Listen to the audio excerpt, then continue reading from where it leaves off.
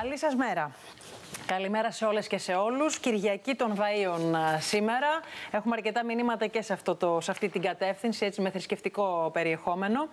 Λοιπόν, και αρκετά μηνύματα και για τον κύριο Ρωμανιά που θα είναι σε λίγο κοντά μας. Μισό λεπτάκι. Λοιπόν, και αρκετές φωτογραφίες από όλη την Ελλάδα. Να είστε καλά, σας ευχαριστούμε πάρα πολύ. Μας κάνετε like στην ιστοσελίδα στο Facebook, βλέπετε τη φάση από κάτω και μας στέλνετε και τα μηνύματά σας στο mail αναφορικά με τις 10 δωροεπιταγές που έχουμε αξίες 50 ευρώ η καθεμία για την αγορά του Ready. Καλείτε στο 211-212-20-20-2021. Παρακαλώ πολύ λίγη κατανόηση, διότι είναι δύο τα τηλέφωνα, ένα το άτομο, αρκετές οι τηλεφωνικές κλήσεις και μπλοκάρει λίγο το σύστημα, μπορείτε να το καταλάβετε. Λοιπόν, πάμε να σας παρουσιάσω τους καλεσμένους μας. Κοντά μας λοιπόν να καλημερώσω τον κύριο Νικόλαο Γεωργικόπουλο, ο οποίος είναι επισκέπτης καθηγητής του Πανεπιστημίου της Νέας Υόρκης και ήταν και χρόνια στο ΚΕΠΕ, προϊστάμενος του ΚΕΠΕ, κέντρο πληροφορικής από το 7 μέχρι το 11 βλέπω. Καλή σας μέρα. Και είμαι ακόμα στο ΚΕΠΕ. Είστε ακόμη στο ΚΕΠΕ. Η ιδιότητά μου εδώ δεν μου επιτρέπει να είμαι αυτός που θα μιλήσει για το ΚΕΠΕ. Έχουμε ένα πρόεδρο εκεί. Ναι, σωστό. Εγώ θα μιλήσω. Ξέρετε τα πράγματα εκ των έσω πάντως, ως επισκέπτης καθηγητής. Αλλά και εκ των έξω. Θα έλεγα εντός, εκτός και επί τα αυτά. Ωραία, μια χαρά. Λοιπόν, ο κύριος Αντώνης Μουζάκης, γνωστότατος φοροτεχνικός. Καλημέρα κύριε Μουζάκη. Θα προσπαθήσουμε με τη βοήθειά σας να διαφωτιστούμε για το τι έρχεται επί των φορολογικών. Διότι μας έχει πιάσει λίγο ένας πανικός, να το πω έτσι. Ψυχραιμία, σωστά. Λοιπόν, και η κυρία Μάρλινα Σιμακοπούλου, γνωστή εργατολόγος. Καλή σας μέρα. Με χαμόγελο, έτσι σας θέλω. Αλλιώς δεν γίνεται. Και ο Γιάννης ο Κοροναίος, ο καλός μου συνάδελφος που είναι νωρίς από τις 6 εδώ κοντά μας. Θα τον δείτε σε λίγο επί του παραθύρου. Ο κύριος Κοροναίος, λοιπόν. Πάμε να ξεκινήσουμε την κουβέντα μας.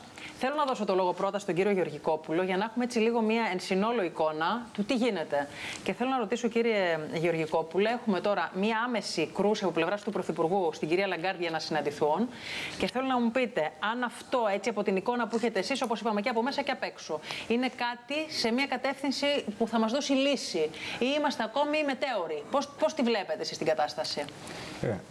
Θα σας πάρουμε τα πράγματα από την αρχή. Παρακαλώ. Τι σημαίνει μια συνάντηση του Υπουργού Οικονομικών με την υπεύθυνη του Διεθνούς Νομισματικού Ταμείου, δηλαδή στην ουσία ένας από τους τρεις θεσμούς.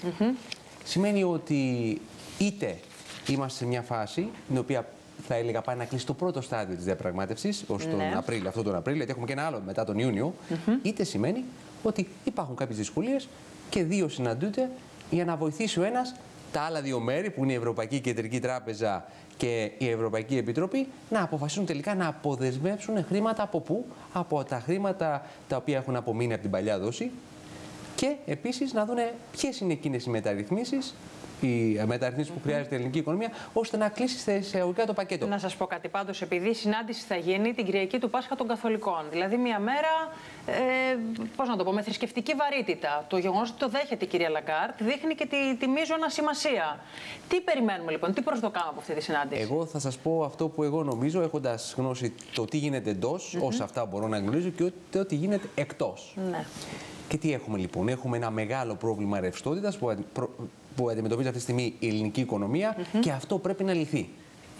Θα λυθεί, εσείς είστε αισιόδοξος? Θα σας πω τη δική μου γνώμη. Δεν θα υπάρχει Brexit, δεν θα υπάρχει έξω της Ελλάδας από την Ευρωζώνη, δεν θα υπάρχει ούτε crack accident, σημαντικό ούτε κανένα είναι accident. αυτό που μας λέτε. Και αυτό που πρέπει να γίνει για να μην υπάρχουν αυτά τα δύο είναι και οι δύο πλευρές να κάνουν ο ένας δύο βήματα πίσω και ο άλλος ένα. Εμείς δύο, αυτοί ένα. Θα τα κάνουμε και θα το κάνουν. Έχω την εντύπωση και τις πληροφορίες από τους κύκλους που εγώ κάνω την έρευνά μου, και δεν σημαίνει inside information, πληροφορίες από την κυβέρνηση σε καμία περίπτωση, ότι μετά το Πάσχα, το ελληνικό, και την τρίτη εβδομάδα θα έλεγα του Απριλίου, θα κλείσει αυτή η συμφωνία με επιμέρους βήματα και από τους δύο. Σημαντικό είναι αυτό που μας λέτε και λέω ότι είναι σημαντικό διότι κινείστε και στην Αμερική, είστε όπως είπαμε επισκέπτης καθηγητής στο Πανεπιστήμιο της Νέας Υόρκης, άρα έχετε εικόνα και από εκεί, προσλαμβάνουν σας και από εκεί. Ξέρετε τι, ας δούμε τα πράγματα και συγγνώμη που παρακαλώ, μπορείτε να μου το δώσετε. Παρακαλώ. Εάν θεωρητικά, ας υποθέσουμε το κακό σενάριο, ως διαχειριστής κινδύνου, δηλαδή οι σπουδές μου, το διδακτορικό μου και όλες μου οι εργασίες στις τράπεζες και όχι μόνο, ήταν από τη διαχείριση του κινδύνου. Και ο χρυσός κανόνας που υπάρχει σε αυτό το τομέα, θα έλεγα, των χρηματοοικονομικών, είναι ότι προετοιμάσου για το χειρότερο σενάριο. Ο χρυσός κανόνας της χρηματοοικονομικής διαχείρισης κινδύνου είναι να είσαι προετοιμασμένος για το χειρότερο σενάριο. Πώς μπορούμε να είμαστε προετοιμασμένοι για το χειρότερο σενάριο? Δηλαδή, διαβάζω σε μια εφημερίδα σήμερα για διπλό νόμισμα. Να βρω και ποια είναι στο παρόν. Αυτό έχει υποθεί. Λέει το Plan B του Τσίπρα, αν οι δανειστές δεν εκταμιεύσουν τη δόση, είναι διπλό νόμισμα. Αυτό είναι κάτι που το συζητάμε, που μπορεί να γίνει και αν ναι, σε ποια κατεύθυνση. Δηλαδή, θα έχουμε μισό ευρώ, μισή δραχμή. Να σας απαντήσω. Σηκώσατε από. Δεν έχω διαβάσει τις εφημερίδες. Ναι. Τυχαία μια εφημερίδα, η οποία δεν ήταν τυχαία, είδατε ποιο είναι ο τίτλος. Ναι. Πάμε λοιπόν να δούμε. Διπλό νόμισμα. Έχει ακουστεί εδώ, ήμουνα το 2011, όταν στην πρώτη φάση της κρίσης τότε, ναι. και μιλούσαν ακόμα και τότε με καθηγητές που εγώ εκεί πέρα είχα πολύ γνωστούς, καμία σχέση, μεγάλο εύρος, που λέγανε ότι διπλό νόμισμα. Τελευταία ο κύριος Πισαρίδης, ο αγαπητός κύριος Πισαρίδης από το London School of Economics, μίλησε πάλι ως μια εναλλακτική. Κοιτάξτε. Θα μπορούσε να είναι αξιόπιστη εναλλακτική αυτή και πώς περπατά, πώς τσουλά. Θέλετε τη γνώμη μου? Βεβαίως. Θα ήταν η καταστροφή της ελληνικής οικονομίας. Μάλιστα, θα ήταν η μιζέρια, θα ήταν η επιστροφή πίσω στη φτώχεια. Υπάρχει φτώχεια. Άρα γιατί το συζητάμε? Υπάρχουν όμως κάποιοι που το σκέφτονται έτσι, κύριε καθηγητά. Κάποιοι προετοιμάζονται γι' αυτό στο εξωτερικό, για το διπλό νόμισμα στην Ελλάδα. Κύριε Κορονέ, θα σας πω κάτι. Εάν δεν υπήρχαν αυτές τις συζητήσεις, από τη μια πλευρά πίεσης προς εμάς, να πάμε πιο γρήγορα και εμείς να πάμε να βρούμε ένα έντιμο συμβιβασμό, δεν θα προχωρούσε η όλη διαδικασία, ακόμα και αν έχει αργοπορήσει. Δηλαδή γίνεται για να φοβηθούν κάποιοι. Καθόμαστε σε ένα τραπέζι παρέα και συζητούμε τα περί οικονομικά του σπιτιού μας. Αν και δεν είμαστε μαζί, λέω ας πούμε με την οικογένειά μου. Υπόθεση εργασίας. Εάν εγώ έχω τη διάθεσή μου να διαθέσω για να αγοράσουμε για παράδειγμα ένα καινούριο αμάξι. Ναι. 10.000 ευρώ. Αλλά η γυναίκα μου θέλει να αγοράσουμε κάτι που κάνει 15. Για να μην της χαλάσω το χατήρι, θα πρέπει εγώ να βάλω ένα χιλιάρικο παραπάνω, 1.000 ευρώ εννοώ, και εσείς να πέσετε λίγο στις. Τι θα θέλετε να αποκτήσετε? Ναι, λίγο πίσω ένας, λίγο πίσω άλλος, λέτε. Στο τραπέζι έχουμε βάλει 100 για να πάρουμε εμείς 60. Στο τραπέζι έχουν βάλει 100 από τη μεριά τους για να πάρουν 60. Μάλιστα. 60 και 40 θα μας κάνει 100. Αυτό που θέλουμε να επιτύχουμε. Και θα το επιτύχουμε, να είστε σίγουροι γι' αυτό. Επανερχόμαστε λοιπόν στον κύριο Γεωργικόπουλο, έτσι, για να έχουμε μια εικόνα του τι γίνεται. Να καλημερίσω και τον κύριο Γιώργο Ρωμανιά, Γενικό Γραμματέα Κοινωνικών Ασφαλίσεων. Τα σέβη μου. Όχι και τα σέβη. Γιατί? Κυριακή των Βαΐων. Σήμερα είμαστε έτσι.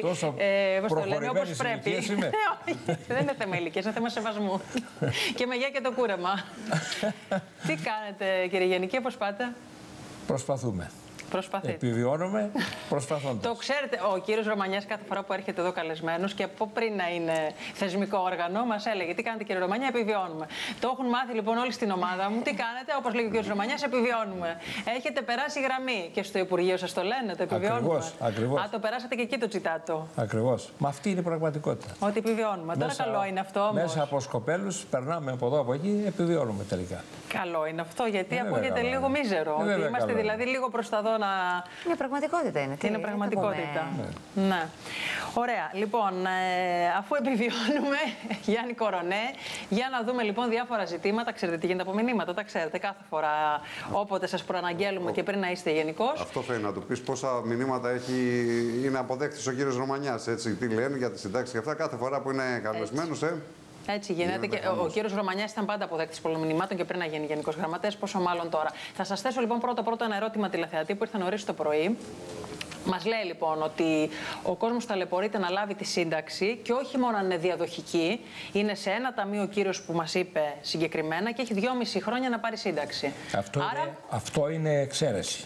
Κάτι πρέπει να συμβαίνει, διότι όταν δεν είναι διαδοχική ασφάλιση, δηλαδή όταν δεν έχει πάνω από ένα ταμείο, συνήθως δεν έχει ιδιαίτερα προβλήματα. Δεν ξέρω ποιο ταμείο είναι, αλλά μου φαίνεται περίεργο. Κάτι θα συμβαίνει. Κάτι θα συμβαίνει. Κάτι ιδιαίτερο δηλαδή. Άμα το βρω θα σας το πω ακριβώς, γιατί είναι αρκετά τώρα και μπερδεύομαι. Θα το βρω και θα σας το πω. Λοιπόν, κύριε Ρωμανιά, είπαμε με τον κύριο Γεωργικόπουλο την κατάσταση όλη αυτή των διαπραγματεύσεων. Ένα από τα ζητήματα που οι διαπραγματευτές ζητούν και απαιτούν είναι να μην καταργηθεί η ρήτρα μηδενικού ελλείμματος και να υπάρχει αύξηση των ορίων ηλικίας συνταξιοδότησης. Τι γίνεται? Κοιτάξτε, στις προγραμματικές δηλώσεις της κυβέρνησης είναι ρητή η αναφορά σε αυτά τα ζητήματα και από τον ίδιο τον Πρωθυπουργό και από τον αναπληρωτή Υπουργό Κοινωνικών Ασφαλίσεων, τον Δημήτρη τον Στρατούλη. Ναι. Είναι σαφής η αναφορά ότι δεν θα έχουμε αυξήσεις ορίων ηλικίας, δεν θα έχουμε νέες μειώσεις ούτε των επικουρικών ούτε των κυρίων συντάξεων και εν γέννη θα υπάρξει σεβασμός των θεμελιωμένων και κατοχυρωμένων συνταξιοδοτικών δικαιωμάτων. Παρακαλώ. Και θεμελιωμένων και κατοχυρωμένων, διότι υπήρχε αυτή την εβδομάδα, έχω εδώ το δημοσίευμα, το εξής ζήτημα. Να το πω όπως το λένε. Ότι είναι δεμένη η σύνταξη για αυτούς που έχουν και την ηλικία και τα ένσημα, ενώ αυτοί που έχουν μόνο τα ένσημα, αλλά όχι την ηλικία, που είναι γύρω στις 100.000, είναι στον αέρα. Κοιτάξτε, δεν ξέρω ποιο δημοσίευμα είναι. Θα το βρω και θα σας το πω. Αλλά καταρχήν στο δημόσιο δεν υπάρχει η έννοια της κατοχύρωσης. Στο δημόσιο υπάρχουν μόνο θεμελιωμένα συνταξιωτικά δικαιώματα. Δεν υπάρχουν. Εδώ το έχω, νομίζω είναι από το Capital. Στον αέρα 100.000 με 35 χρόνια ασφάλιση, αλλά κάτω των 60 ετών. Θα σας πω. Κοιτάξτε. Επομένως, η κατοχύρωση δεν υπάρχει τέτοια έννοια στο δημόσιο. Αντιθέτως, στον ιδιωτικό τομέα υπάρχει αυτή η έννοια της κατοχύρωσης, που σημαίνει ότι έχουν είτε τα όρια ηλικίας, αλλά δεν έχουν τα συντάξιμα χρόνια, είτε έχουν τα συντάξιμα χρόνια, συνήθως αυτό συμβαίνει, αλλά δεν έχουν την ηλικία. Η απάντηση είναι ότι για την ταυτότητα του νομικού λόγου η ίδια μεταχείριση επιφυλάσσεται τόσο στα κατοχυρωμένα όσο και στα θεμελιωμένα. Άρα δεν ισχύει αυτό. Όχι, δεν ισχύει αυτό. Είναι μια αυθαίρετη κατασκευή. Δεν ξέρω ποιος δημοσιογράφος το γράφει, αλλά είναι μια κατασκευή αυθαίρετη. Διότι υπάρχει και σχετική, θα έλεγα, εισήγηση στο Υπουργείο που φαίνεται καθαρά ότι έχουμε την ίδια κατάσταση, την ίδια νομική κατάσταση. Εκείνο που θέλω να πω είναι, επειδή κυρίως όλη αυτή η ιστορία αναφέρεται στις μητέρες με ανήλικα παιδιά του ιδιωτικού τομέα, αυτές που είναι δηλαδή στο ΙΚΑ, γιατί δυστυχώς στα άλλα ταμεία του ιδιωτικού τομέα, με εξαίρεση το Ταμείο των Δικηγόρων, δεν αναγνωρίζεται, δεν υπάρχει, δεν υφίσταται το είδος μητέρα ανήλικου παιδιού. Εκεί λοιπόν αυτές οι γυναίκες που έχουν ήδη μέχρι το 2012 συμπληρώσει 5.500 ημέρες ασφάλισης και είχαν και ανήλικο παιδί, αυτές έχουν εξασφαλίσει, έχουν θεμελιώσει, έχουν κατοχυρώσει για την ακρίβεια το δικαίωμά τους να συνταξιοδοτηθούν. Αυτές που είναι μέχρι το 10 στα 50, αυτές που είναι το 11 στα 52 και αυτές που είναι το 12 στα 55, με μειωμένη πάντα σύνταξη. Έτσι. Για αυτές λοιπόν πρόβλημα δεν υπάρχει. Ό,τι και να λένε, όποιοι και να το λένε, είναι δεδομένο ότι δεν θα έχουμε αυξήσεις ορίου ηλικίας. Για παράδειγμα, εδώ μας στέλνει ο κ. Παναγιώτης από τον Γκίζη. Ακούγεται ότι θα κόψουν τις πρόορες μειωμένες. Να μας πει ο κ. Ρωμανιάς, εμείς που είμαστε πριν το 83, θα έχουμε πρόβλημα? Ναι, είναι μια άλλη ομάδα. Όσοι έχουν πρώτο ασφαλιστεί για κλάδο σύνταξης πριν από το 83, αυτοί πράγματι έχουν μια ιδιαίτερη μεταχείριση. Αυτοί είναι λίγοι κατά αριθμών, διότι είναι μεγάλες τέλος πάντων συντάξιμες ηλικίες και έχουν φύγει ήδη. Επομένως, για αυτούς δεν υπάρχει περίπτωση καμία να αλλάξουν τα όρια ηλικίας. Επομένως, να μην ανησυχούν όσοι έχουν θεμελιώσει ή κατοχυρώσει συνταξιωτικά δικαιώματα, να μην είναι ήσυχοι, να μείνουν στη δουλειά τους. Δεν συμφέρει να συνταξιοδοτηθούν τώρα. Εάν έχουν άλλους λόγους να πάρουν σύνταξη, να το κάνουν. Αλλά για λόγους φοβίας, πανικού, μήπως τυχόν τους πάνε στα 67, τέτοια περίπτωση δεν υπάρχει. Καλά κάνετε και το ξεκαθαρίζετε. Άλλο ένα ερώτημα σε αυτό πριν προχωρήσουμε. Θα αυξηθεί το πέναλτι από την κυβέρνηση για όσους θέλουν να φύγουν πρόωρα? Καταρχήν να κάνουμε μια μια διευκρίνηση. Πάρα πολλοί συνάδελφοί σας μιλούν, και όχι μόνο συνάδελφοί σας, έχει επικρατήσει όρος, προφανώς για λόγους σκοπιμότητας επεκράτησε, πρόωρες συνταξιοδοτήσεις. Στον νόμο δεν αναγνωρίζονται, δεν υπάρχει έννοια πρόωρη συνταξιοδότηση. Υπάρχει έννοια μειωμένη σύνταξη. Και αυτό που ορισμένοι το αποκαλούν ότι είναι κίνητρο να φύγει δηλαδή κανείς με πρόωρη, στην πραγματικότητα είναι αντικίνητρο, είναι ποινή για να μην φύγει με μειωμένη. Έχουν αντιστρέψει τους όρους, τους συμβολισμούς. Όχι, καμία περίπτωση. Δεν υπάρχει τέτοια περίπτωση. Μάλιστα. Λοιπόν, θα επανέλθουμε και θα δώσω το λόγο και στην κυρία Σιμακοπούλου. Θεή, αν έχεις ολοκληρώσει ένα κύκλο ερωτήσεων έτσι και από τους τηλεθεατές, ήθελα να ρωτήσω τον κύριο Ρωμανιά με αφορμή το πρωτοσέλιδο του πρώτου θέματος, αν δεν κάνω λάθος, που περιγράφει ότι την αγωνία του Πρωθυπουργού και λέει ότι μιλώντας στους συνεργάτες του, εγώ δεν πρόκειται να υπογράψω. Εγώ δεν υπογράφω μειώσεις συντάξεων και φάπαξ, δεν υποκύπτω σε εκβιασμούς. Μας είπε η Μέρκελ να πάρουμε λεφτά ακόμη και από τους Δήμους για να πληρώσουμε τις δόσεις. Ακριβώς. Κύριε Ρωμανιά, έτσι ρωτάω, ας πούμε, αν αυτή την αγωνία του Πρωθυπουργού την καταλαβαίνει και αυτό στο Υπουργείο, στη θέση του, στη Γενική Γραμματεία, σε ό,τι αφορά ότι μπορεί οι πιέσεις να κατευθυνθούν προς το ασφαλιστικό, με αυτή την έννοια. Ναι, μα ήδη κατευθύνονται προς το ασφαλιστικό. Ακόμα και η ίδια η Μέρκελ. Να ανησυχούμε, θα σας πω. Και η ίδια η Μέρκελ έθεσε το θέμα των ομαδικών απολύσεων και των αλλαγών στο ασφαλιστικό. Το έθεσε και η ίδια.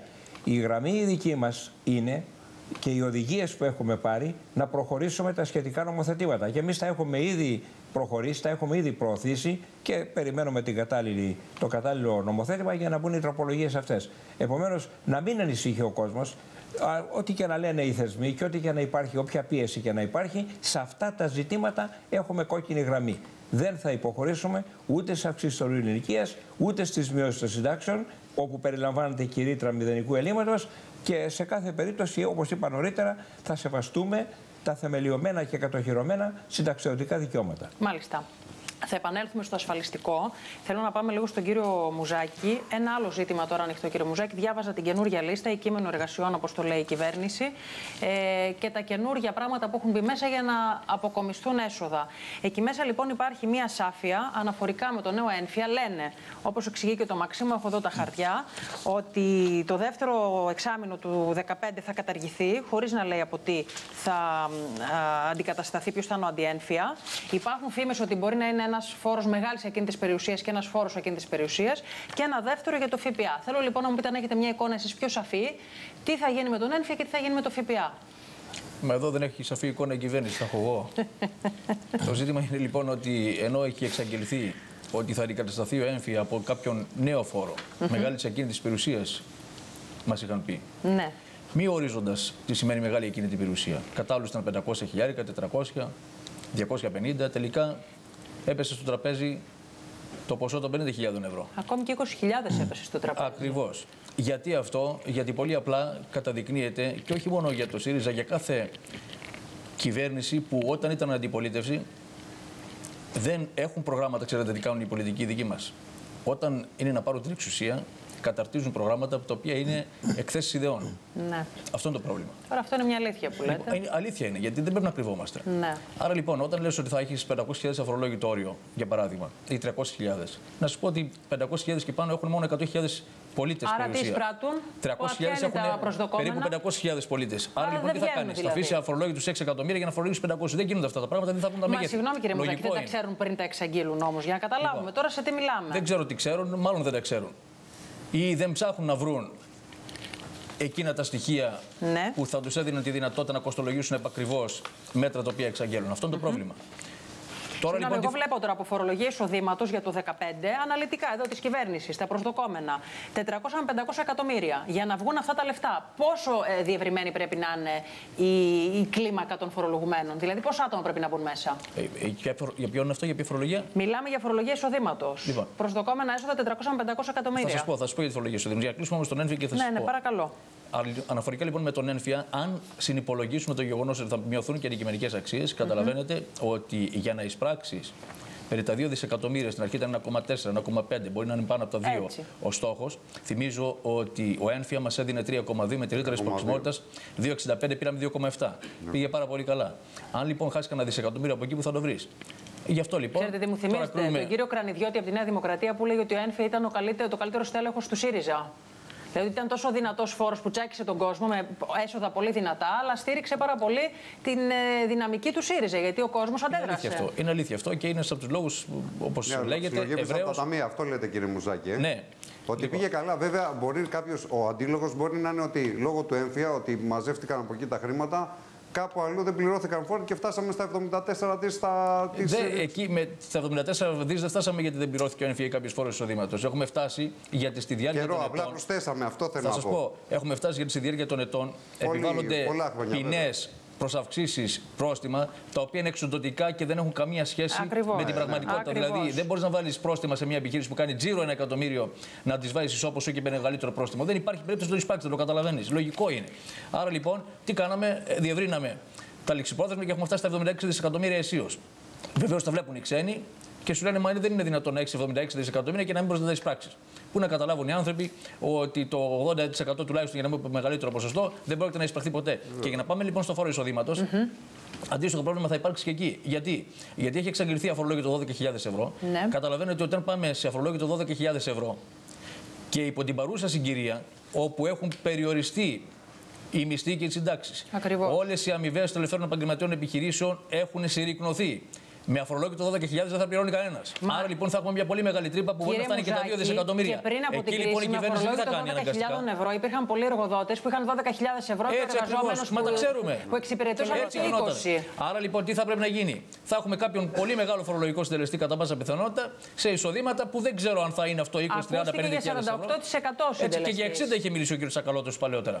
Άρα λοιπόν, τι θα γίνουμε, πάλι θα μετατοπίσουμε το βάρος στη μεσαία τάξη που θα συμπιεστούν περαιτέρω. Αυτό είναι το πρόβλημα λοιπόν που έχουμε να διαχειριστούμε. Αυτό το πρόβλημα το είχαμε ανέκαθεν και αυτό σημαίνει, γιατί σας ξαναλέω, δυστυχώς δεν έχουμε δει καλά τα μεγέθη, δεν έχουν γίνει εκείνες οι μελέτες. Ο κ. Ρωμανιάς μιλάει για αναλογιστικές μελέτες πάντα και καλά κάνει, γιατί έτσι πρέπει να γίνει. Άρα λοιπόν, αντίστοιχες μελέτες, οικονομοτεχνικές θα πρέπει να έχεις δει στα φορολογικά έσοδα. Αυτό δεν το κάνουμε. Αποτέλεσμα είναι να γράφουμε, και εγώ ξέρετε, ως σύμβουλος σε κάποιες συνομοσπονδίες ή οπουδήποτε, μπορώ να γράφω ό,τι θέλω. Αν δεν είναι όμως μετρημένο και κοστολογημένο, δεν έχει καμία αξία. Όταν όμως είσαι κυβέρνηση, διαφέρει. Ή όταν πάνε να πάρει την κυβέρνηση. Έχετε απόλυτο δίκιο. Θα δούμε και σε λίγο τι πληροφορίες έχουμε για το φόρο που θα πληρώσουν όσοι έχουν μπλοκάκι. Λένε ότι και εκεί είναι λίγο φωτιά και λάβρα. Πώς θα φορολογηθούν οι άνεργοι, ποιες φοροαπαλλαγές εξακολουθούν να ισχύουν, αλλά και για αυτό το χαρτζηλίκι που είδαμε χθες ότι θα φορολογηθεί και αυτό. Έρχομαι σε λίγο και πάλι, κύριε Μουζάκη. Θέλω να ρωτήσω την κυρία Σιμακοπούλου. Είστε μες στα πράγματα κι εσείς. Ποια είναι η πρώτη αγωνία, για παράδειγμα, έχω ένα πρωτοσέλιδο εδώ της Βραδινής που λέει, και με τη βοήθειά σας να μας απαντήσει ο κ. Ρωμανιάς, ασφαλιστικό πλήρης οδηγός για να μην χάσετε δικαιώματα, κατάσταση συναγερμού για τις γυναίκες σε όλα τα ταμεία. Ποια είναι εσείς η εικόνα που έχετε από τον κόσμο που έρχεται σε εσάς ως τον πρώτο φόβο, το πρώτο πρόβλημα που έχουν, για να δούμε πώς σκέφτεται να το λύσει η κυβέρνηση? Είναι αυτό που είπε και ο κ. Ρωμανιάς πριν. Υπάρχει, η αλήθεια είναι, μια προσπάθεια. Όχι από τους δημοσιογράφους. Γενικότερα υπάρχει ένα κλίμα αρκετά αρνητικό για τις γυναίκες με ανήλικο τέκνο. Ως φιλολογία φόβος, το λέτε. Αυτή τη στιγμή δεν έχουμε κάτι χειροπιαστό. Δεν φαίνεται μία φοβία, δηλαδή ότι αυτή η φοβία ανταποκρίνεται στην πραγματικότητα. Αυτή τη στιγμή. Είχαμε μιλήσει και πριν από την 1η του 2015. Εκεί όντως τα πράγματα ήταν ορατά. Αυτή τη στιγμή δεν έχουμε κάτι που να μας δίνει το δικαίωμα να λέμε στις γυναίκες που είναι θεμελιωμένα τα δικαιώματά τους με ανήλικο τέκνο να πάνε, όπως πολύ σωστά είπε ο κ. Ρωμανιάς πριν, να πάρουν σύνταξη αυτή τη στιγμή. Διότι ακριβώς είναι μειωμένη σύνταξη. Έτσι. Δηλαδή, άρα καθησυχαστικά αυτή τη στιγμή δεν υπάρχει λόγος, αυτή τη στιγμή. Τώρα, από εκεί πέρα που το ίδιο το Υπουργείο καθησυχάζει και λέει ότι όποιοι έχουν τα θεμελιωμένα και κατοχυρωμένα δικαιώματα δεν πρόκειται να πειραχτούν, το να ακούει ένας μεγάλος αριθμός ανθρώπων που είναι οι μητέρες με ανήλικο αυτή την κατάσταση τη λίγο επικίνδυνη, έτσι όπως ακούτε, δεν είναι και τόσο καλό. Από εκεί και πέρα, η δική μας, αυτό που εισπράττουμε εμείς στο γραφείο μας κάθε μέρα είναι όντως αυτό. Η ανησυχία κυρίως των ανθρώπων που είναι με ανήλικο τέκνο, των γυναικών που είναι με ανήλικο τέκνο στον ιδιωτικό τομέα και στο δημόσιο. Τι ακριβώς γίνεται? Να πάω αύριο το πρωί να την πάρω τη σύνταξή μου γιατί έχω θεμελιώσει, γιατί μπορεί μετά από ένα χρόνο να έχω πρόβλημα. Κρατάμε αυτό που είπε ο Γενικός, δεν υπάρχει λόγος ανησυχίας. Πάω σε κάποια ερωτήματα. Εγώ θα έλεγα κάτι ακόμα. Βεβαίως, να το πείτε. Και το λέω ευθέως. Όλα αυτά τα δημοσιεύματα έχουν άλλη στόχευση. Ότι δηλαδή βιαστείτε να φύγετε διότι προλαβαίνετε, πέφτει η σωρία τέτοιων δημοσιευμάτων. Έχουν άλλη στόχευση. Στόχευση δηλαδή είτε από ορισμένες περιπτώσεις να δημιουργήσουν πανικό, δηλαδή είναι στοχευμένα στη δημιουργία πανικού. Να φύγει ο κόσμος, να δοθεί λιγότερη σύνταξη και να. Γιατί δηλαδή? Ναι, κοιτάξτε να δείτε.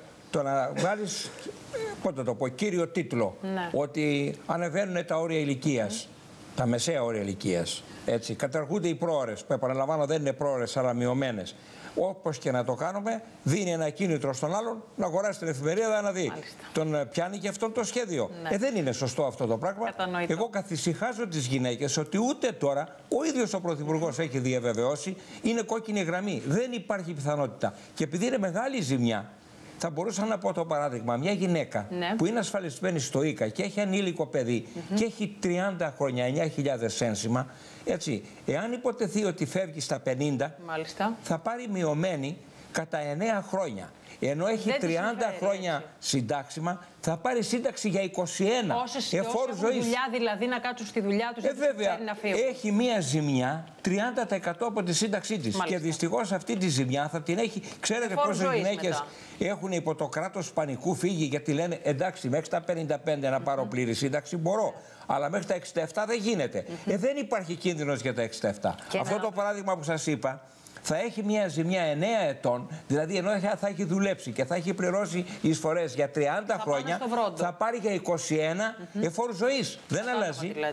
Και ένας άλλος, συγγνώμη, ένας άλλος μεγάλος φόβος επίσης που τον ζούμε καθημερινά και μας ρωτούν, είναι των ανθρώπων οι οποίοι είχαν πολύ καλούς μισθούς, έτσι, στον ιδιωτικό τομέα μιλάμε, μείνανε κάποιο καιρό άνεργοι και τώρα επανέρχονται στην εργασία με πολύ μικρότερους μισθούς. Αυτοί λοιπόν ρωτούν συνεχώς εάν μπορούν να επανέλθουν με μικρότερο μισθό. Είχαμε ανθρώπους οι οποίοι έπαιρναν 2.000 ευρώ.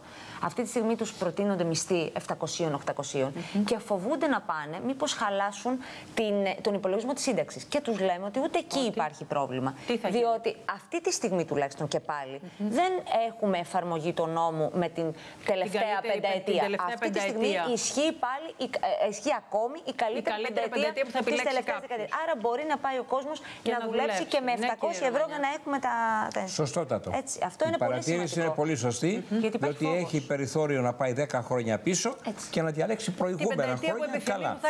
Δεν αλλάζει. Αυτό μάλιστα επειδή προβλέπεται από τους δύο νόμους, τον 3863 και τον 3865, αλλαγή του τρόπου υπολογισμού της σύνταξης από την 1η Γενάρη του 2015 και πέρα, που οδηγεί σε μειώσεις, εμείς το καταργούμε και αυτό. Την αλλαγή υπολογισμού. Καταργείται και αυτό. Είναι έτοιμο το νομοθέτημα. Πότε θα κατατεθούν όλα αυτά, γιατί μας ρωτάω ο κόσμος. Είναι έτοιμα τα νομοθετήματα, τροπολογίες είναι αυτές, έτσι, σε διάφορα νομοθετήματα. Θα μπαίνουν στα διάφορα. Ήδη περάσαμε αρκετές κοινωνικοασφαλιστικές διατάξεις στα δύο νομοθετήματα που περάσαν ήδη, το νόμο 4320 και το νόμο 4321. Και ακολουθούν και τα επόμενα. Είναι αρκετές τροπολογίες, είναι πάρα πολλές τροπολογίες, πάρα πολλές βελτιώσεις, σταδιακά, μία προς μία, ήδη από την επόμενη εβδομάδα. Μέσα στις προσεχείς ημέρες, το προσεχή μήνα. Λοιπόν, μας ρωτά ο φίλος μας ο Γιάννης, κομμένη σύνταξη ΟΓΑ όταν παίρνει μικρό ποσό από άλλο ταμείο. Ναι. Τι θα γίνει? Είναι μια πρόβλεψη αυτή, η οποία είναι εδώ και πολλά χρόνια νομοθετημένη. Υπάρχει ένα θέμα, θα την αλλάξουμε. Είναι σε αυτές τις αλλαγές που σας είπα, θα το αλλάξουμε αυτό, διότι πράγματι μπορεί να παίρνει ένα ποσό από τον ΟΓΑ, έρχεται χωρίς να το ξέρει ο ίδιος και παίρνει ένα πολύ μικρότερο ποσό από άλλο ταμείο και του κόβει τη σύνταξη του ΟΓΑ. Είναι μια λανθασμένη νομοθετική ρύθμιση. Απηχεί παλαιότερες απόψεις, απαρχαιωμένες, θα τροποποιηθεί. Ένα μεγάλο θέμα, το ξέρετε, το έχουμε συζητήσει πολλές φορές μαζί. Αναφέρομαι στα ΚΕΠΑ. Μας ρωτάει ένας φίλος μας, ο κύριος Μιχάλης. Έχει περάσει για ΚΕΠΑ, έχει κάνει αφαίρεση οργάνων, παίρνει αναπηρία λόγω αφαίρεσης οργάνων. Κάθε 2 χρόνια ξαναπερνάει από ΚΕΠΑ, λες και θα μου ξαναφυτρώσουν τα όργανα. Είναι από τις 27 Δευτέρου του 2015 χωρίς σύνταξη, εν αναμονή. Τι θα γίνει με αυτό το πρόβλημα? Εδώ υπάρχει ένα πολύ σοβαρό πρόβλημα. Ήδη έχουμε κάνει αλλεπάλληλες συσκέψεις για να βρούμε λύσεις σε αυτό. Ήδη μόλις προχθές αποφασίσαμε να συγκροτηθεί μια επιτροπή που μέσα σε τακτό χρονικό περιθώριο, 15 ημερών, 20 ημερών, θα το λύσει το θέμα, διότι πράγματι τα προβλήματα που ανακύπτουν είναι πάρα πολλά. Και είναι ακόμα περισσότερα, διότι είχε νομοθετηθεί ότι αν είχε πάρει κανείς κάποια περίοδο, για κάποια περίοδο ανικανότητα, ένα ποσοστό αναπηρίας και στη συνέχεια έληξε η περίοδος και έκανε αίτηση να επανακριθεί και αυτή η αίτηση καθυστερούσε 6 μήνες, 7 μήνες να πραγματοποιηθεί αυτή η νέα κρίση, είχε δοθεί νομοθετικά η δυνατότητα να εξακολουθήσει να παίρνει τη σύνταξή του. Αυτό όμως δεν ισχύει πλέον, έχει καταργηθεί από πέρσι. Επομένως εδώ υπάρχει άμεσο θέμα, διότι πράγματι οι άνθρωποι αυτοί, οι οποίοι βρίσκονται σε πολύ κακή κατάσταση και ανάπηροι είναι και εισόδημα δεν έχουν, δεν μπορούν να επιβιώσουν. Κάποιοι εξ αυτών χρειάζονται και βοήθεια. Πληρώνουν πρόσωπο, χωρίς λεφτά πώς θα το πληρώσουν? Είναι η καθυστέρηση, δεν είναι δική τους. Έτσι, δεν οφείλεται σε αυτούς η καθυστέρηση. Και αυτό είναι για τροποποίηση. Είναι στις τροποποίησεις που έχουμε. Μάλιστα. Μας ρωτάνε και κάτι άλλο. Έχω καταθέσει για σύνταξη 25 μήνες και δουλεύω ακόμα. Για να βγει η σύνταξη πρέπει να διακόψει τη δουλειά? Όχι. Μπορεί στην αίτηση που κάνει προς το ΙΚΑ βασικά, γιατί εκεί αναφέρεται το θέμα, υπάρχει ειδικό ερώτημα. Εξακολουθείτε να εργάζεστε? Εάν πει ότι εξακολουθεί να εργάζεται, απλώς δεν έχει δικαίωμα να πάρει προσωρινή σύνταξη. Μάλιστα. Θα πάρει δηλαδή τη σύνταξή του κανονικά ή τη σύνταξή της κανονικά, αλλά δεν θα πάρει προσωρινή. Δεν θα πάρει δηλαδή σύνταξη μέσα σε 1,5 μήνα, διότι υποτίθεται ότι έχει εισόδημα από την εργασία και δεν έχει ανάγκη άμεση για επιβίωση. Μάλιστα. Λοιπόν, θέλω να πάμε λίγο πάλι στον κύριο Γεωργικόπουλο και να μας δώσετε μία εικόνα για το... Συζητάμε όλα αυτά τα προβλήματα που αφορούν πάρα πολύ κόσμο και το καταλαβαίνουμε. Είναι πολύ περισσότεροι συνταξιούχοι δυστυχώς από τους εργαζόμενους και αυτό είναι ένα τεράστιο πρόβλημα, διότι δεν ανατροφοδοτούνται τα ταμεία. Η εικόνα λοιπόν, η κατάσταση της ελληνικής οικονομίας ποια είναι? Ακούω πολύ προσεκτικά. Καταρχήν ο ειδικός εδώ πέρα στα θέματα εργασιακά. Έχουμε τον κύριο Ρωμανιά, τεχνοκράτη, και είμαι σε πολύ ευχαριστές να βρίσκομαι σε ένα τραπέζι και να ακούω τεχνοκράτες και όχι πολιτικά λόγια. Ποια είναι η κατάσταση της ελληνικής οικονομίας? Τι ζούμε? Η κατάσταση της ελληνικής οικονομίας είναι, έχουμε φέρει το κράτος μας σε μια κατάσταση χωρίς έσοδα όσο θα έπρεπε να ήταν, με πολλά έξοδα. Έσοδα-έξοδα. Τα έξοδα είναι πολλά. Ο κ. Ρωμανιάς το ξέρει καλύτερα από μένα. Τα έσοδα που έρχονται προς το κράτος μας, δεν λέω αυτή τη στιγμή, είναι πολύ λίγα. Και οι φόροι αβάσταχτοι. Αυτή τη στιγμή συζητάμε για θέματα που έπρεπε να είχαν γίνει πολλά χρόνια πριν. Γιατί θέλω να πάρω το θέμα εκεί? Ένα απλό λόγο. Από το 2011, από το 2012, εργασίες που έχουν συντονιστεί εδώ από εμάς, και από το ΚΕΠΕ θα έλεγα, γιατί να μην μιλήσω για το ΚΕΠΕ. Όπως για παράδειγμα, πώς θα εισπράξουμε περισσότερα χωρίς να βάλουμε περισσότερους φόρους. Π.χ. λαθρεμπόριο τσιγάρων. Υπάρχει έκθεση από το 2013. Ναι. Πώς θα περιοριστεί με τη σωστή δομή στους φόρους. Το έχει σηκώσει ψηλά η κυβέρνηση τώρα αυτό και προσδοκά. Έχω και εδώ επίσης πάλι ποια έσοδα προσδοκά. Είστε αισιόδοξος ότι θα τα καταφέρουμε αυτή τη φορά να έχουμε κάποια αποτελέσματα από το λαθρεμπόριο? Ο χρόνος είναι λίγος, οι ελπίδες μας πολλές και ο αγώνας που κάνει το επιτελείο αυτό, αλλά και οι προηγούμενοι δουλέψαν, κάνανε και λάθη, είναι πιο εντατικός. Τώρα, να σας πω για να μην μιλάω γενικά. Λαθρεμπόριο. Ναι. Πετρελαίου, τσιγάρων, έχουν γίνει μελέτες. Δεν θέλω να μιλήσω γιατί εγώ θα κινηθεί, με συγχωρείτε που σας διακόπτω, η κυβέρνηση, ή θα έχουμε πάλι αυτά που λέγαμε με τον κύριο Μουζάκη, ότι πάλι φόρους θα φάμε στο κεφάλι μας? Εγώ βλέπω κάποια θετικά πράγματα από τη δική μου σκοπιά. Δηλαδή, είπανε το θέμα της λοταρίας. Το θέμα της λοταρίας, πώς θα μαζέψουμε περισσότερο, αποδείξει ώστε το κράτος να μαζέψει περισσότερα έσοδα από αυτό το φόρο, αλλά το ΦΠΑ στην ουσία, και ταυτόχρονα στην ουσία να ξέρει τι εισπράττει και να μην χάνεται. Θα αποδώσει δηλαδή, λέτε, το έσοδο, το μέτρο της λοταρίας? Ήταν μέσα σε ένα μεγάλο πακέτο. Ναι. Σε ένα μεγάλο πακέτο άμεση απόδοση του ΦΠΑ με τη χρήση χρεωστικών πιστωτικών καρτών. Τραβήξαν αυτό, είμαι σίγουρος θα πάνε και εκεί. Δηλαδή θα βάλουν σε οποιοδήποτε μικρό κατάστημα αυτά τα point of sale, τα μηχανηματάκια, ώστε και να μην σου. Αλλά δεν θέλει μόνο κίνητρα, θέλει και αντικίνητρα. Και θέλει και στην ουσία εμείς όλοι εδώ να καταλάβουμε κάτι. Όταν πάμε σε ένα μαγαζί και μας προσφέρουν. Το έχω κάνει και εγώ, το έχουμε κάνει όλοι. Είμαι σίγουρος γι' αυτό. Όταν μας προσφέρουν ένα προϊόν που κάνει 100 ευρώ, αντί να πληρώσουμε 170. Ωραία. Τι πρέπει να κάνουμε, λοιπόν εμείς? Κίνητρα στον καταναλωτή και στον επιχειρηματία. Δηλαδή, εάν πληρώσεις και πάρεις την απόδειξη, είτε με κάρτα, πιστωτική χρέωση και οτιδήποτε, ή και με κάσα ακόμα, αλλά τα κάσα πρέπει να περιοριστούν στο ύψος τους. Γιατί όσο υπάρχει. Αυτό που λένε τώρα ότι άνω των 150 ευρώ ή άνω των 1.500 ευρώ. Ήταν μέσα στην έκθεση του 2011. Είχε παραδοθεί αυτή στη Βουλή. Είχε ακουστεί και τότε. Στη Βουλή, και μάλιστα δεν είχε ζητήσει ο αντιπρόεδρος της Βουλής, ο κύριος Νιώτης, τότε είχε ψηφιστεί από 90 βουλευτές. Δεν μιλάω πολιτικά. Είχε γίνει νομοθέτημα. Εμένα ρωτάτε. Εγώ είμαι εδώ από το 7, μετά από 16 χρόνια στο εξωτερικό και βλέπω ότι πράγματα γίνονται σαν τη χελώνα προχωράνε. Τώρα, για να μην τα ισοπεδώνω όλα. Εγώ πιστεύω ότι γίνονται. Το θέμα είναι, ο χρόνος μας φτάνει. Πρέπει να κινηθούμε πιο γρήγορα. Νομίζω ότι σε αυτή την περίπτωση θα πρέπει να σκεφτούμε πού εύκολα μπορούμε να συλλέξουμε φόρους.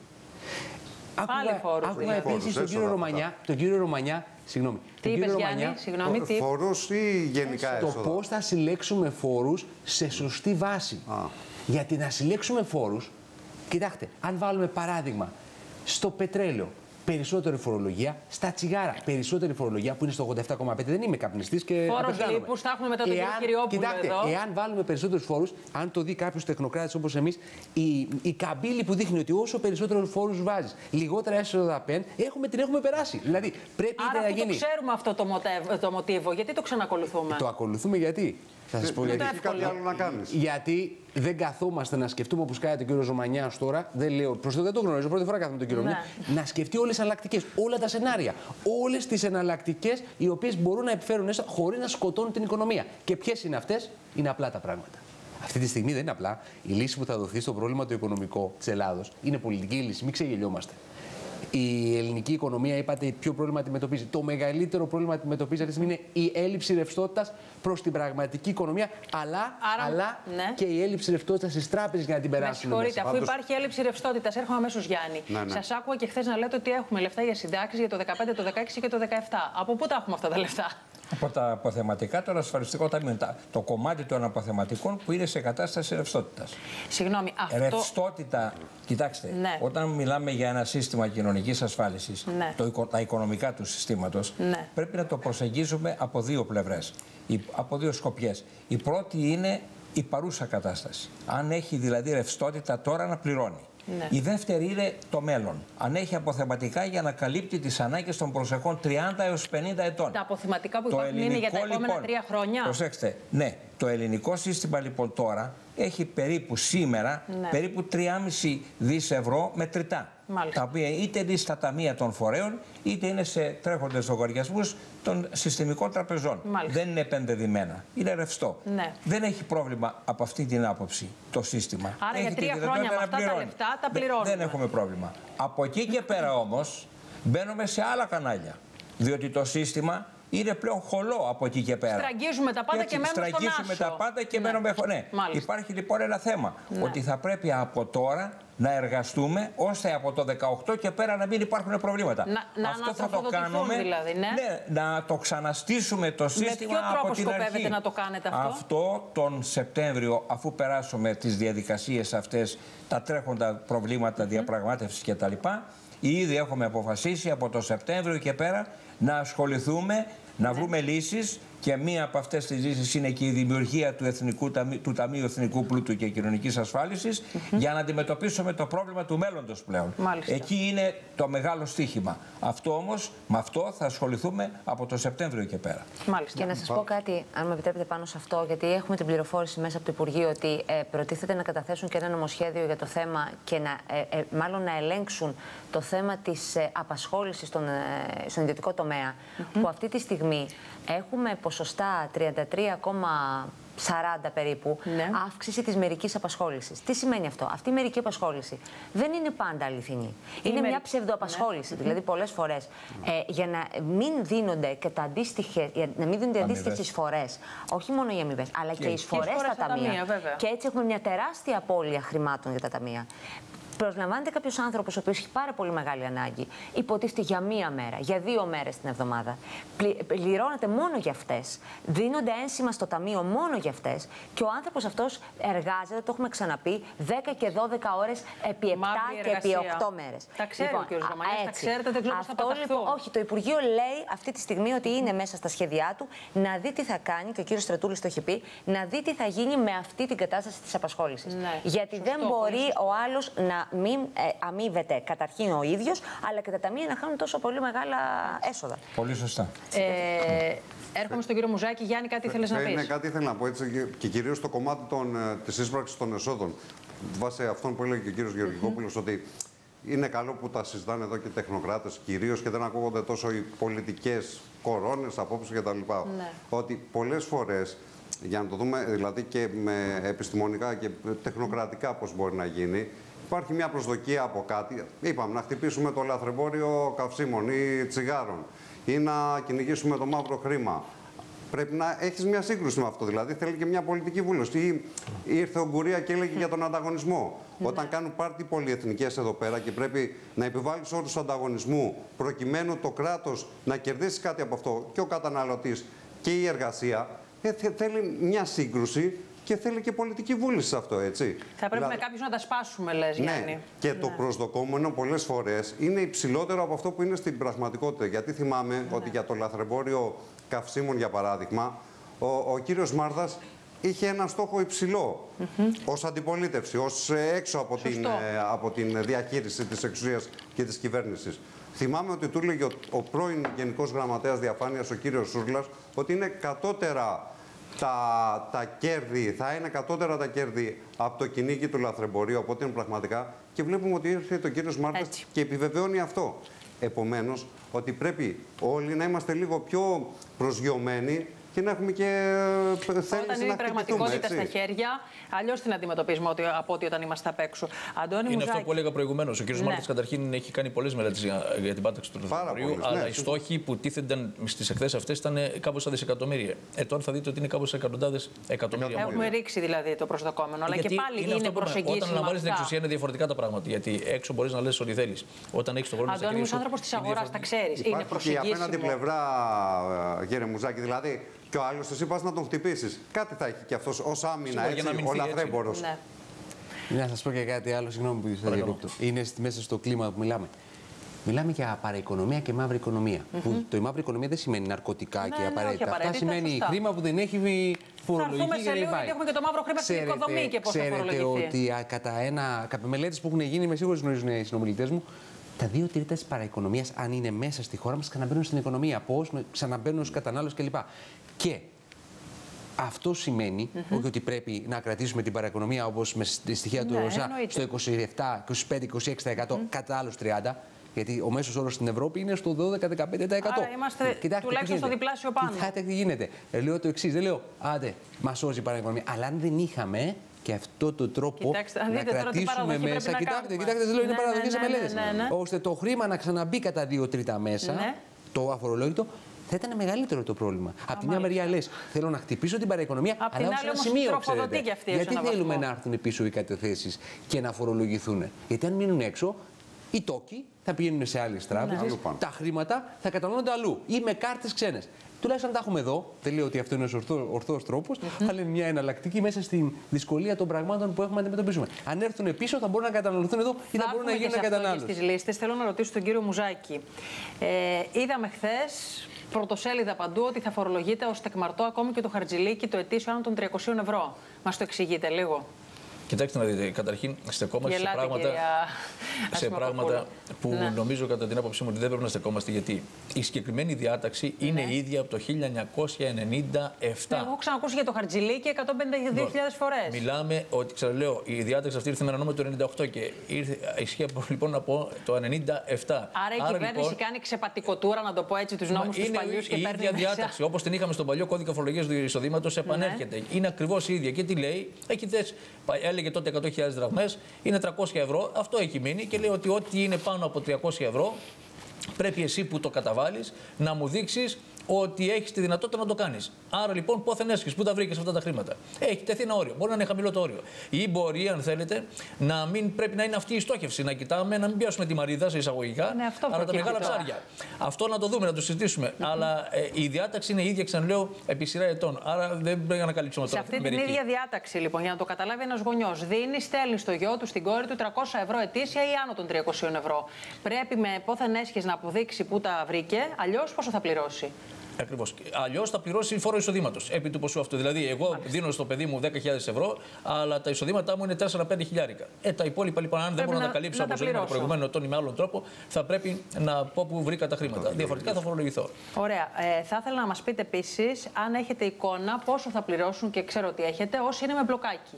Από ό,τι ξέρω, από το πρώτο ευρώ, πόσο? Κοιτάξτε να δείτε, με αυτούς που τα λεγόμενα μπλοκάκια σημαίνει το εξής. Ήρθε ο νομοθέτης και είπε. Αφορά όμως, να το ξεκαθαρίσουμε, αυτούς που έχουν χαμηλά εισοδήματα. Μάλιστα. Γιατί σε αυτούς με τα μπλοκάκια λέει ο νομοθέτης ότι έχεις τη δυνατότητα, αφού είσαι ελεύθερος επαγγελματίας, κατά το κοινό λεγόμενο όπως ξέραμε τους ελεύθερους επαγγελματίες με τον παλιό νόμο, θα φορολογηθείς με το 26% που λέει ο νομοθέτης από το πρώτο ευρώ. Για να μην το κάνεις αυτό και να φορολογηθείς με την κλίμακα των μισθωτών που είναι ευμενέστερη. Γιατί είναι ευμενέστερη? Γιατί τα εισοδήματα μέχρι 9.545 ευρώ είναι αφορολόγητα. Μάλιστα. Άρα λοιπόν τους ευνοεί. Γι' αυτό είπα μικρά εισοδήματα. Εκεί λοιπόν τους λέει: θα έχεις 3 προϋποθέσεις. Πρώτον, θα πρέπει να έχεις έγγραφες συμφωνίες με όλους. Δηλαδή. Τους αντισυμβαλόμενους. Δηλαδή, εγώ είμαι λογιστής, έχω λοιπόν συμφωνία να τηρώ τα βιβλία της επιχείρησης της δικής σας, του κυρίου Ρουμανιά, της κυρίας Σεμακοπούλου. Ναι. 3 λοιπόν εργοδότες στον αριθμό. Αν λέει έχεις περισσότερους από 3, δηλαδή παρέχω υπηρεσίες και στον αγαπητό φίλο τον κύριο καθηγητή, τον κύριο Γερουκόπουλο, τότε εκεί έχει μια διαφοροποίηση και λέει θα πρέπει τουλάχιστον από έναν από τους 4 να λαμβάνει εισοδήματα που είναι μεγαλύτερα από το 75% του συνόλου. Επίσης, αν έχεις αυτές τις προϋποθέσεις, θα πρέπει υποχρεωτικά να έχεις την έδρα το σπίτι. Ναι. και σε καμία περίπτωση να μην ασκείς εμπορική ιδιότητα. Δηλαδή να είσαι από τους παλιούς ελεύθερους επαγγελματίες, δηλαδή λογιστής, φοροτεχνικός, σύμβολος επιχειρήσεων, δικηγόρος, μεταφραστής, τα επαγγέλματα αυτά που ο νόμος όριζε τότε. Αν έχεις αυτές τις προϋποθέσεις, λοιπόν, θα φορολογηθείς, λέει ο νομοθέτης, με την κλίμακα των μισθών που είναι ευνοϊκότερη. Όσοι λοιπόν έχουν αυτές τις προϋποθέσεις θα ευνοηθούν. Όσοι δεν τις έχουν, δυστυχώς θα πληρώσουν φόρο με 26%. Μάλιστα. Το θέμα είναι ότι, συγγνώμη που διακόπτω για το θέμα για τα μπλοκάκια, υπάρχουν και πάρα πολλοί άνθρωποι που έχουν μπλοκάκια, αλλά είναι μισθωτοί. Έτσι, το ξέρουμε αυτό. Ναι. Πάρα πολύ. Σε αυτή την περίπτωση. Εδώ λοιπόν, καλά κάνετε και το θέτε. Λοιπόν, και αυτοί μένουν εκτός. Δηλαδή, λέει, αυστηρά θα πρέπει να έχεις μόνο μπλοκάκι, δηλαδή να είσαι επαγγελματίας και να εκδίδεις τιμολόγια. Αν ταυτόχρονα είσαι και μισθωτός ή αν ταυτόχρονα, για παράδειγμα, λαμβάνεις και αμοιβές από ένα διοικητικό συμβούλιο στο οποίο συμμετέχεις, τότε αυτή η ρύθμιση δεν ισχύει. Τότε θα φορολογηθείς δυστυχώς από το πρώτο ευρώ με 26% και αν είναι και πάνω από 50.000 τα εισοδήματά σου με 33%. Αυτό αφορά τον κλάδο μας, Έτσι ακριβώς, ιδιαίτερος δημοσιογράφους. Κυρία Μαυραγανή, ακούω πολύ προσεκτικά τον κύριο Μουζάκη που τα λέει πολύ αναλυτικά και μπράβο του. Ωστόσο, μπερδεύτηκα. Κοιτάξτε, λέμε, εάν εφόσον. Ξέρετε τι θέλει η οικονομία μας για να αναπτυχθεί? Νέες θέσεις εργασίας. Ευκολία στην επιχειρηματικότητα. Και σας τα λέω γιατί, όχι τυχαία. Το 2013 κάναμε μια έκθεση που περάσαμε στο γραφείο του Πρωθυπουργού, το οικονομικό γραφείο. Την πρώτη σελίδα που δώσαμε, και δεν ήταν μια έκθεση του ΚΕΠ, ήταν με μεγάλα πανεπιστήμια και όλες τις ελληνικές τράπεζες. Τις επιστημικές τουλάχιστον. Είπαμε, πριν ξεκινήσουμε να αναλύσουμε τις επενδυτικές ευκαιρίες στην Ελλάδα, χρειάζεται ένα πράγμα. Απλό, φορολογικό, επιχειρηματικό, friendly, μας βοηθάτε να καταλάβουμε κάτι. Έχετε ζήσει και στην Αμερική πολλά χρόνια που έχουν ένα φορολογικό σύστημα που πάει κατά το κοινώς λεγόμενο. Απλό. Εμείς εδώ γιατί δεν μπορούμε να παραδειγματιστούμε από την Αμερική, από άλλες χώρες, με άλλες οικονομίες και να το απλοποιήσουμε κι εμείς και να είναι αποτελεσματικό? Πήραμε τα εύκολα παραδείγματα. Και δεν το λέω με κανέναν τρόπο να καμομφεί. Πήραμε το θέμα να στέλνουμε τα νησιά, που δεν είναι κακό απαραίτητα, αλλά μαζί με ένα πακέτο. Σπάι, δηλαδή ανθρώπους ιδιώτες, να κοιτάνε. Ωραία, αυτό είναι ένα κομμάτι από τον τρόπο που κοιτάνε πώς θα εισπράξουν σωστά. Λέτε για τους πράκτορες που έχει πει ο κ. Βαρουφάκης ότι θα παρακολουθούν. Αυτό είναι ένα σχέδιο. Πρώτα φτιάχνεις το κράτος να μπορεί να μαζεύει. Στην Αμερική και γι' αυτό δεν έχουν ειδικούς πράκτορες. Καταρχήν σας ενημερώνω ότι στην Αμερική πριν πάρεις μία δραχμή, μου έρθει ένα τσεκ στο πανεπιστήμιο οπουδήποτε αλλού, έχει φύγει η φορολογία πριν ακόμα το καταλάβεις. Οι φόροι εδώ πέρα. Τα εισπράττουμε εμείς. Δεν λέω ότι πρέπει να τα αλλάξουμε. Λέτε ότι αλλιώς γίνεται εδώ. Και εδώ αέρα σκοπανίζω, κύριε Ρωμανιά, μέχρι να τα πάρουμε τα φανταζόμαστε. Στην Αγγλία που ήμουν και είμαι. Σε ένα πανεπιστήμιο που έχω κάποιο.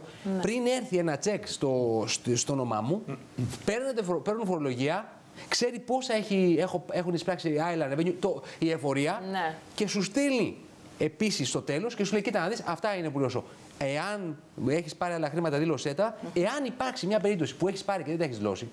Μα με συγχωρείτε, εκεί όμως. Ξέρετε τι κάνουν, μπορεί να χάσετε και τη δουλειά σας. Ωραία, εκεί όμως δεν φορολογείται αυτό το ποτήρι. Λαμβάνω τη φορολογία κατά την αγορά. Ωραία. Λαμβάνω την αγορά κατά τη φορολογία κατά τη μεταβίβαση, την ξαναλαμβάνω. Δηλαδή εδώ ένα προϊόν στην Ελλάδα φορολογείται 50 φορές. Πολύπλοκο σύστημα, δεν αποδίδει και μετά βάζουμε περισσότερους φόρους. Γιατί δεν το απλοποιούμε? Αυτό ρωτήστε.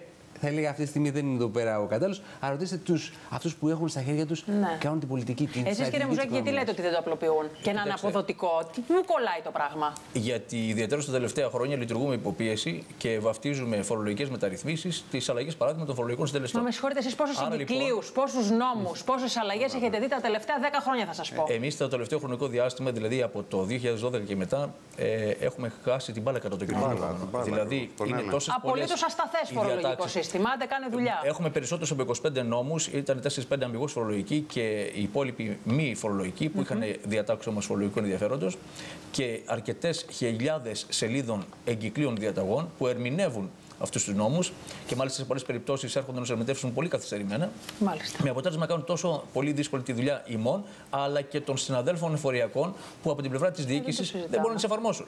Άρα λοιπόν ένας φαύλος κύκλος. Αν συμπεριλάβουμε ότι έχουμε αλλαγές και στην εργατική αλλά και την ασφαλιστική νομοθεσία επίσης, γιατί εμείς, ξέρετε, ως λογιστές, φοροτέχνες, έχετε όλη την εικόνα και έχουμε όλη την γκάμα αυτών των νομοθετημάτων, παρακολουθούμε και τα εργασιακά των επιχειρήσεων, τη μισθοδοσία τους, ασφαλιστικά τους κτλ. Καταλαβαίνετε λοιπόν ότι δεν μπορούμε να λειτουργήσουμε και αυτό είναι ένα τεράστιο ζήτημα. Και δεν μπορεί να λειτουργήσει ο κόσμος. Έρχομαι αμέσως μια τελευταία ερώτηση και πάω στον κύριο Ρωμανιά. Οι δανειστές, μάλλον όχι, δεν θέλω να ρωτήσω αυτό, για το μαύρο χρήμα της οικοδομής θέλω να πάω. Την τελευταία 15ετία έχουμε δει αρκετούς να ξεπλένουν κατά το κοινώς λεγόμενο χρήμα αγοράζοντας ακίνητα και τώρα η κυβέρνηση τι λέει? Όσοι αγοράσατε σπίτι, πολυκατοικία, μονοκατοικία την τελευταία 15ετία και δεν έχετε αποδείξει που βρήκατε τα λεφτά, θα φορολογηθείτε. Ή θα πάνε μόνοι τους στην εφορία και θα δώσουν το πρόστιμο, ή κύριε Μουζάκη, τι θα γίνει? Ανοίγματα λογαριασμών. Είπε η κυρία Βαλαβάνη, και έτσι είναι, ότι πλέον και με διατάξεις που πέρασαν και πρόσφατα στον 4321, έχει τη δυνατότητα το Υπουργείο Οικονομικών να έχει στη διάθεσή του όχι απλά το υπόλοιπο του λογαριασμού, όπως είχε δυνατότητα προγενέστερα, αλλά όλες τις κινήσεις. Άρα λοιπόν τι φαίνεται μέσα από εκεί? Ότι για παράδειγμα εγώ αγοράζω ένα ακίνητο που εξόδεψα 500 χιλιάρικα, αλλά στο συμβόλαιο φαίνονταν 100. Φαίνεται λοιπόν ότι εγώ έδωσα 500 προς εσάς. Φαίνεται λοιπόν ότι εσείς λάβατε 500, άρα ξέρουμε ότι ελήφθη ένα εισόδημα το οποίο απεκρύβει. Άρα λοιπόν, και μάλιστα και εγώ που το κατέβαλα, συμμετείχα σε αυτό το στοιχείο της φοροδιαφυγής. Έχουμε τη δυνατότητα. Ή έρχεσαι μόνος σου και το φτιάχνεις, ή αν δεν έρθεις, είναι πολύ απλό ότι θα σε βρούμε εμείς και τότε δυστυχώς το πρόβλημα θα αντιμετωπίσει είναι πολύ μεγαλύτερο. Κύριε Ρωμανιά.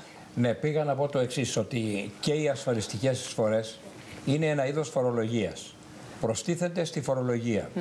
Υπάρχει λοιπόν εδώ ένα πρόβλημα από παλιά, διότι έχει λεχθεί εδώ και 10 χρόνια, 15 χρόνια που είχε γίνει μια σχετική προεργασία και είχε αποδειχθεί ότι αντιμετωπίζεται το πρόβλημα της εισφοροδιαφυγής, της εισφοροαποφυγής και της εισφοροκλοπής, αντιμετωπίζεται προληπτικά. Ναι. Εάν περιμένεις να το αντιμετωπίσεις απολογιστικά, το έχεις χάσει το παιχνίδι. Έχει υποπέσει την αντίληψή μου τώρα, μετά που πήγα στο Υπουργείο, έχουν πέσει περιπτώσεις συγκεκριμένες που έχουν φτάσει κάποιες επιχειρήσεις να χρωστούν 10-15 εκατομμύρια ευρώ από ασφαλιστικές εισφορές. Ναι. Και έρχονται τώρα και κάνουν πρόταση. Έχω, ας πούμε, λέει μία 300 εργαζόμενους, έχει άλλοι 500 εργαζόμενους, χρωστάω 15 εκατομμύρια. Δεν θέλω να υπαχτώ στη ρύθμιση αυτή τη συγκεκριμένη, αλλά θέλω να μου δώσετε ευνοϊκή μεταχείριση. Γιατί διαφορετικά δεν θα βγαίνω και θα κλείσω την επιχείρηση και θα απολυθούν οι εργαζόμενοι που είναι σε αυτήν. Είναι ένας εκβιασμός αυτός. Με αυτόν τον τρόπο που γινόταν συνεχώς, φτάσανε να χρωστάνε 10-15 εκατομμύρια, τα οποία με τη λογική του δική τους δεν πρόκειται να εισπραχτούν ποτέ. Κοίταζα προημερών το πίνακα, κοίτα ότι είναι 14 δισεκατομμύρια περίπου οι ανείσπρακτες οφειλές προς το ΙΚΑ μόνο. 14 δις. Και από την συζήτηση που είχαμε τα υπηρεσιακά στελέχη που χειρίζονται την υπόθεση, βγαίνει το συμπέρασμα ότι από αυτά τα 14 δις δεν πρόκειται να εισπραχθούν παραπάνω από 2,5 με 3. Τα υπόλοιπα έχουν ήδη χαθεί, έχουν κλείσει επιχείρηση, έχουν εξαφανιστεί. Δεν υπάρχει δυνατότητα να εισπραχθούν. Ξέρετε τι έβλεπα χθες, κύριε Γενικέ, δηλαδή... ότι υπάρχουν εταιρείες που έχουν βάλει μπροστάριδες, αλλοδαπούς, που έχουν βάλει μπροστάριδες είναι οι αχυράνθρωποι. Είναι οι αχυράνθρωποι και χρωστάνε στο ΙΚΑ. Ναι, ακριβώς μετασχηματίζουν την εταιρεία, γίνεται καινούρια με αχυρανθρώπους και γίνεται αυτή η δουλειά. Άρα... Υπάρχει όμως δυνατότητα αντιμετώπισης. Απλώς μέχρι τώρα η ελληνική πολιτεία δεν αντιμετώπισε το θέμα στην πηγή. Άρα εσείς τι σκοπεύετε να κάνετε? Κοιτάξτε να δείτε. Καταρχήν, τέτοιους εκβιασμούς δεν θα ανεχθούμε πλέον. Ναι. Έτσι, δεν θα ανεχθούμε. Θα έχει στην μεταχείριση και ήδη η τελευταία ρύθμιση το καλύπτει το θέμα. Αλλά βέβαια χρειάζεται και εξειδίκευση πλέον για να μην συνεχιστεί το κακό. Διότι όπως σας είπα, τα 14 δις που μπορεί να είναι και 20 χρόνια πίσω και μπορεί να είναι και 15 χρόνια πίσω, αυτά τα χρήματα δεν θα εισπραχθούν ποτέ πλέον. Έτσι, να δούμε από εδώ και στο εξής, να μην έχουμε παρόμοιες περιπτώσεις. Γρήγορες κάποιες ερωτήσεις. Πάνω σε αυτό είναι πολύ σημαντικό για το θέμα ότι υπάρχουν κάποιες εισφορές που δεν έχουν εισπραχθεί από το ΙΚΑ και σε ένα μεγάλο βαθμό, λυπάμαι που το λέω, αυτό οφείλεται και σε κάποια κολυσιεργία των ίδιων των υπηρεσιών του ΙΚΑ σε κάποιες περιπτώσεις. Και θα σας πω το εξής. Ναι. Είναι ένας εργαζόμενος ο οποίος, ας πούμε, δουλεύει 6 μέρες και έχει πληρωθεί για 5 και δεν έχουν αποδοθεί και τα ένσημα στο ΙΚΑ.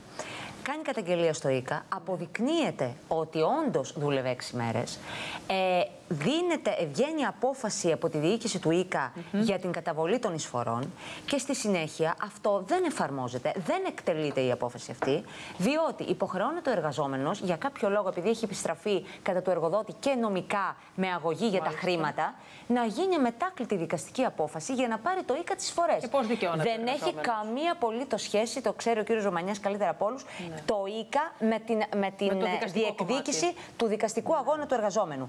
Είναι για μένα. Είναι θέμα κακής ανάγνωσης του υπαλλήλου. Δεν ξέρω τι είναι. Πάντως, ειλικρινά, επειδή εδώ έχουμε κάνει και συγκεκριμένες υποθέσεις που σας λέω δικές μου, έχουν γίνει αναφορές για κάποιους συγκεκριμένους κάποιες στελέχη του ΙΚΑ. Έχουμε και μάλιστα και περωτήσει στη Βουλή για κάποιες συγκεκριμένες υποθέσεις.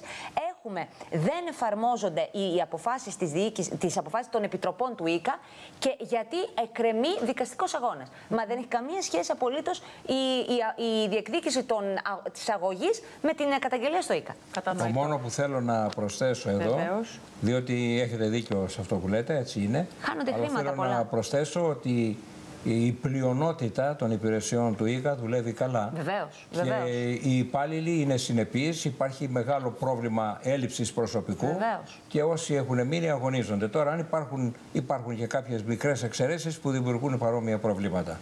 Βασικά το πρόβλημα βέβαια των ανίσπρακτων εισφορών είναι πρόβλημα διοικήσεων του ΙΚΑ. Εκεί ακριβώς, όπως το λέτε, κύριε Ρωμανιά, εκεί το εντοπίζω. Άρα το κατέχετε να πιέσετε εκεί που υπάρχουν τα ζητήματα. Και συγκεκριμένες υποθέσεις οι υπάλληλοι δουλεύουν άψογα. Ερωτήσεις πριν πάμε σε διάλειμμα. Μας ρωτά ο κύριος Στάκης αν θα ενσωματωθούν τα εργόσημα στη μηχανογράφηση του ΙΚΑ, διότι ταλαιπωρούνται πάρα πολλοί ασφαλισμένοι. Ναι, είναι αυτή τη στιγμή η διαδικασία ενσωμάτωσης. Είναι στη διαδικασία ενσωμάτωσης, μάλιστα. Επίσης, άλλο ένα ερώτημα για τη διαδοχική απαντήσαμε. Μας ρωτά πάλι ένας κύριος, τεράστιο πρόβλημα της διαδοχικής, το ξέρετε από τη Ρόδο, ο κύριος Ματθαίος. Περιμένει 17 μήνες για ολοκλήρωση της σύνταξης. Σκοπεύετε, το έχετε ξαναπεί, σκοπεύετε να το προχωρήσετε? Είπαμε ότι το μεγάλο πρόβλημα είναι ο αραμπάς.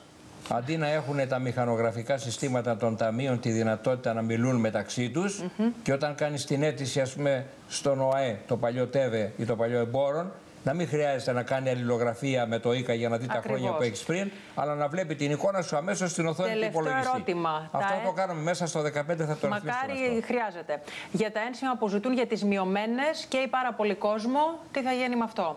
Δεν το κατάλαβα. Ποια ένσημα ζητούν? Μας ρωτάει ο κύριος Παναγιώτης. Τα 100. Τα 100. Τις τελευταίες πενταετίας. Αυτό ισχύει μόνο για το ΙΚΑ. Ναι. Και μόνο για τις μειωμένες. Ναι. Που πρέπει για να πάρεις τη μειωμένη, εκτός από τον αριθμό του συνόλου των ενσύμων που έχεις, πρέπει και τα τελευταία 5 χρόνια να έχεις 100 ένσημα κάθε χρόνο. Και έχω πει και άλλη φορά εδώ ότι έχω την περίπτωση ενός που είχε 8.500 ένσημα συνολικά. Είχε τα τελευταία 5 χρόνια 240-250 ένσημα κάθε χρόνο. Πότε και ένα χρόνο τον τελευταίο είχε μόνο 93. Για 7 ένσημα δεν μπορεί να πάρει σύνταξη και θα πρέπει να περιμένει. Πότε θα αλλάχθει, κύριε Ρωμανιά? Είναι το νομοθέτημα έτοιμο, θα περάσει και αυτό με τη σειρά του. Ωραία. Θα καταργηθεί αυτή η ρύθμιση. Το λέω σαν αναφορά απλώς. Μια κυρία, θερμή παράκληση, σπουδάζει παιδί, έχει υποβάλει για σύνταξη στο Τσάι από τον Ιανουάριο του 2013. Ακόμη περιμένει σπουδάζοντας το παιδί χωρίς να λαμβάνει σύνταξη. Όχι, εδώ υπάρχει ένα θέμα.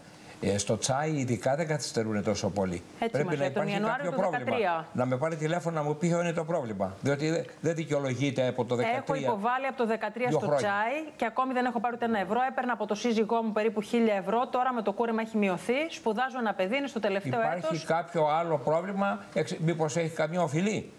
Δεν μας το λέει έτσι, αυτό. Ναι. Ό,τι λέει το μήνυμα, εγώ σας το είπα. Σε 2 χρόνια το Τσάι έχει βγάλει τη συντάξη. Δείτε το. Επικοινωνήστε με το γραφείο του κυρίου Ρωμανιά. Δείτε το. Μαζί μου, να το δω. Λοιπόν, κύριε Γενικέ, σας ευχαριστώ πάρα πολύ. Καλό Πάσχα. Εγώ ευχαριστώ. Καλό Πάσχα. Θα τα πούμε το καλό μετά. Σε όλους. Κυρία Σμακοπούλου. Καλό Πάσχα. Να είστε κύριε καλά. Μουζάκη. Καλό Πάσχα. Κύριε Γεωργικόπουλο, ευχαριστώ πάρα πολύ. Κύριε Κορονέ, ευχαριστώ θερμά. Από τις 6 το πρωί εδώ. Παρέα. Ευχαριστώ πάρα πολύ.